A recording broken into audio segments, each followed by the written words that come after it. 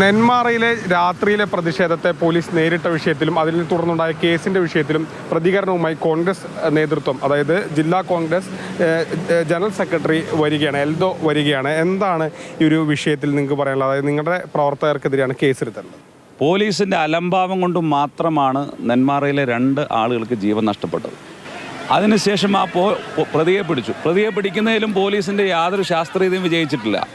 അദ്ദേഹം വിശന്നതുമായി ബന്ധപ്പെട്ട് പുറത്തു വന്നപ്പോൾ അദ്ദേഹത്തെ കൂട്ടിക്കൊണ്ടുവരുന്ന നടപടി മാത്രമാണ് പോലീസ് സ്വീകരിച്ചത്. അവിടെ കൂടിയതിൽ മഹാഭൂരിപക്ഷം പ്രവർത്തകന്മാരും CPM-ൻ്റെ ആയിരുന്നു.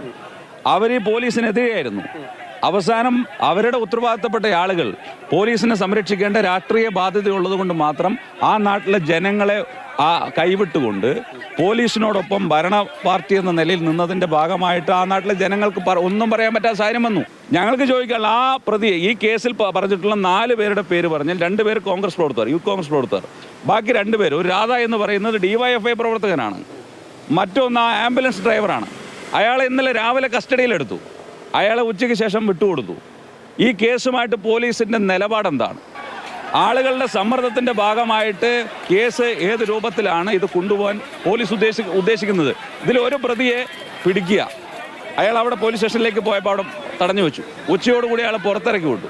കോൺഗ്രസ് പ്രവർത്തകരായിട്ടുള്ള ആളുകളുടെ കുട്ടികളിലേക്ക് വീട്ടിലേക്ക് വിളിച്ച് അന്വേഷിക്കുക, വീട്ടിലുണ്ടോ എന്ന് അന്വേഷിച്ചു പോവുക. പോലീസിൻ്റെ അനാസ്ഥയും ബന്ധപ്പെട്ട ആളുകളുടെ അലംഭാവവും ഭരണകൂടത്തിൻ്റെ അലംഭാവവും ചോദ്യം ചെയ്ത് കോൺഗ്രസ് മാത്രമാണ്. ആ വൈരാഗ്യം തീർക്കുന്ന രൂപത്തിൽ പോലീസ് പെരുമാറിക്കൊണ്ടിരിക്കുകയാണ്.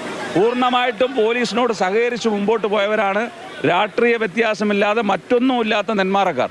അവർക്ക് വലിയ ബുദ്ധിമുട്ടുണ്ടായിരിക്കുകയാണ്. ആകെ അവിടെ സംഭവിച്ചിട്ടുള്ളത് ഈ മതിലിൻ്റെ ഒരു ചെറിയ കഷ്ണം അടന്നു എന്ന് മാത്രമാണ്. ഇത്രയും വലിയ സംഭവം നാട്ടിലുണ്ടായിട്ട് ആ DYSP അന്ന് പറഞ്ഞ ഒരു സ്റ്റേറ്റ്മെൻറ്റ് നിങ്ങളുടെ കയ്യിലൊക്കെ ഉണ്ടാവും.